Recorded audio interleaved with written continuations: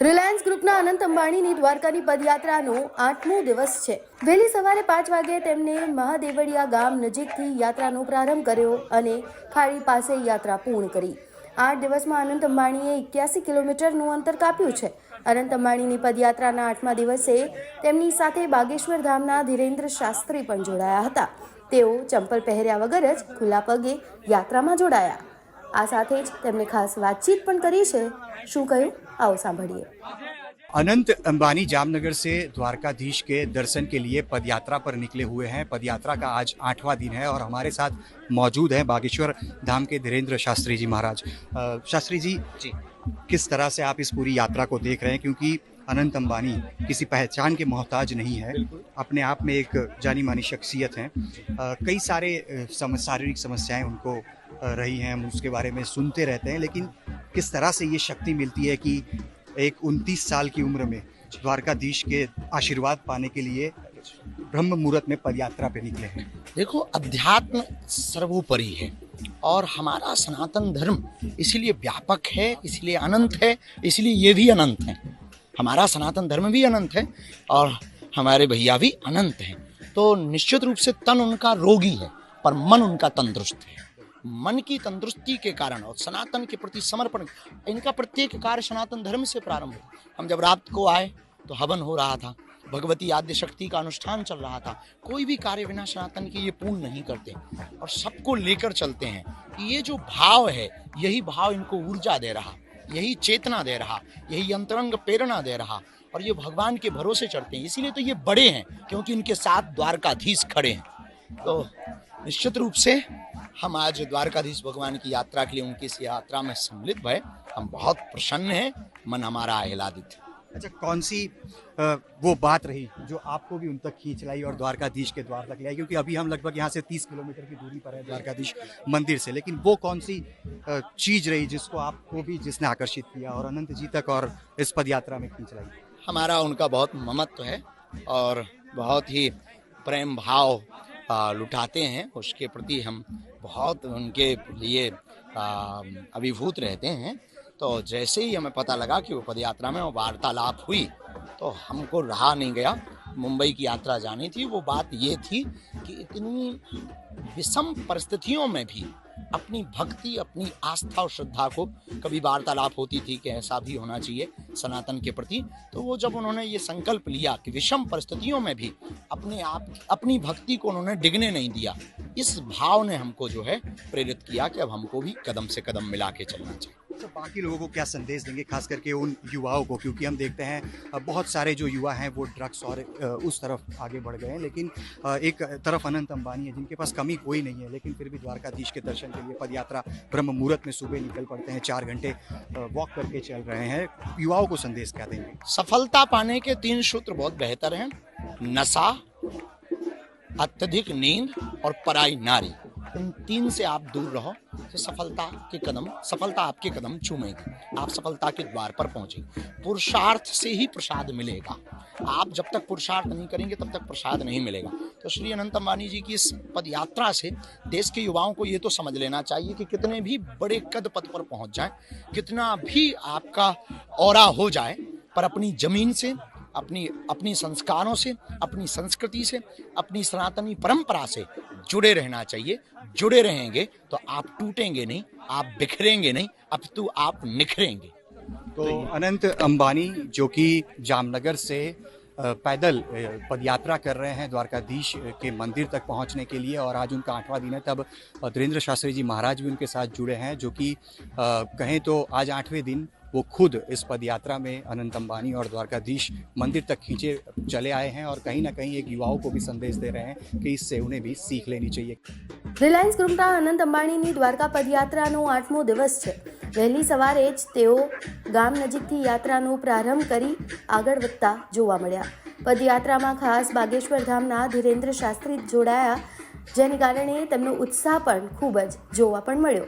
અનંત અંબાણીની સાથે 200 બ્રાહ્મણો પગપાળા ચાલી રહ્યા હતા। આ જ સમયે અનંત અંબાણી સાથે ફોટો પડાવવા પણ લોકો પહોંચી ગયા અને તેઓને દ્વારકાધીશની છબી ભેટ પણ આપી। શું કહ્યું અનંત અંબાણીએ? આવો સાંભળીએ। अनंत अंबानी द्वारकाधीश के दर्शन के लिए पदयात्रा पर निकले हुए हैं। पदयात्रा का आज 8वां दिन है। आप मेरे पीछे की तस्वीरों में देख सकते हैं अनंत अंबानी के साथ बागेश्वर धाम के धीरेन्द्र शास्त्री जी महाराज है, जो कि नंगे पैर पदयात्रा में शामिल अनंत के साथ हुए हैं। अनंत जी, क्या कहेंगे? आपके पास तो सारी चीज़ें हैं, गाड़ी है, किसी चीज़ की कमी नहीं है, इसके बावजूद आप पदयात्रा और पैदल पदयात्रा ब्रह्म मुहूर्त में सुबह कर रहे हैं। इसके पीछे की क्या सोच? ये तो सब भगवान की असीम कृपा है। और आप भी सुबह सुबह यहाँ आए हैं और आप भी पैदल ही चल रहे थे, मुझे आप मिले। और पहले तो मैं आपको कठिनाई में पहुँचाया कि आप सुबह सुबह यहाँ आए और आप भी और आपके कैमरामैन भी साथ चले, तो मैं सोचा कि आपको बुरा नहीं लगना चाहिए, इसीलिए मैं वार्तालाप करने यार हो गया था। बट ये हम सब तो भगवान के ही खिलौना है और भगवान नहीं हम सब भगवान के सेवक हैं। हम सब भगवान के ही सेवक है और जो भी है भगवान का ही है, जो भी हमारा है वो भगवान का ही है। तो उसी भगवान के सेवा में मैंने सोचा कि हमारे घर है जामनगर में, तो वहाँ से हम चल कर द्वारकाधीश की तरफ जाए। और ये भगवान का ही शक्ति है और भगवान का ही दिया हुआ सब कुछ है, तो बस उनकी माथा टेकना है, उनके ही तक पर जाके माथा टेकना है और द्वारकाधीश का आशीर्वाद लेना है। अच्छा, खास करके हम देख रहे हैं जब आप पदयात्रा कर रहे हैं, आसपास में बहुत सारे लोग आपका स्वागत करने के लिए, भगवान की तस्वीरों के साथ आपसे मिलने के लिए यहाँ पे दिखाई पड़ रहे हैं। जो लोग आपके साथ चल रहे हैं कह रहे हैं कि आपके अंदर धीरूभाई अंबानी, जो कि आपके दादा हैं, उनकी झलक भी दिख रही है। ये तो आपने बहुत बड़ी बात कर ली। और मैं मेरे दादाजी का और दादी जी, नाना नानी जी और माता पिता का आशीर्वाद से ही चलता हूँ। और अगर मैं उनके 2% तक भी पहुँचूँ तो ये बहुत बड़ी बात है। धीरूभाई का तो मैं कभी भी धीरूभाई जितना बड़ा या धीरूभाई जितना सफल नहीं बन सकता। मैं कोशिश करूँगा कि हमेशा मैं उनको खुश करूँ और उनके राय पर चलूँ और मैं मेहनत करूँगा उनके सपने को पूरा करने और पिताजी और माताजी के सपने को पूरा करने। अच्छा, खास करके जब आपको पहली बार विचार कब आया इस तरह से पैदल पद यात्रा करने का? क्योंकि हम देख रहे हैं ढोल नगारों के साथ हनुमान चालीसा का पाठ करते हुए, श्री राम के नारे लगाते हुए आप आगे बढ़ रहे हैं। ये आज 7वां दिन है, 7 दिन से चल रहे हैं।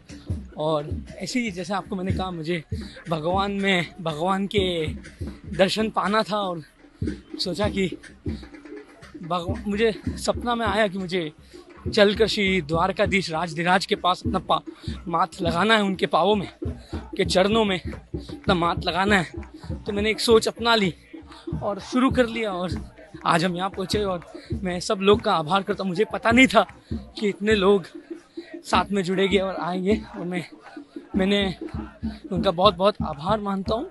और बस श्री द्वारकाधीश का कृपा है और हम सब श्री द्वारकाधीश के सेवक हैं। अच्छा, धीरेन्द्र शास्त्री जी भी आपके साथ जुड़ गए हैं। कब तक पहुंचेंगे द्वारकाधीश के दर्शन में? किस प्रकार का प्लानिंग है? 2 या 3 दिन में पहुंचेंगे। धीरेन्द्र जी मेरे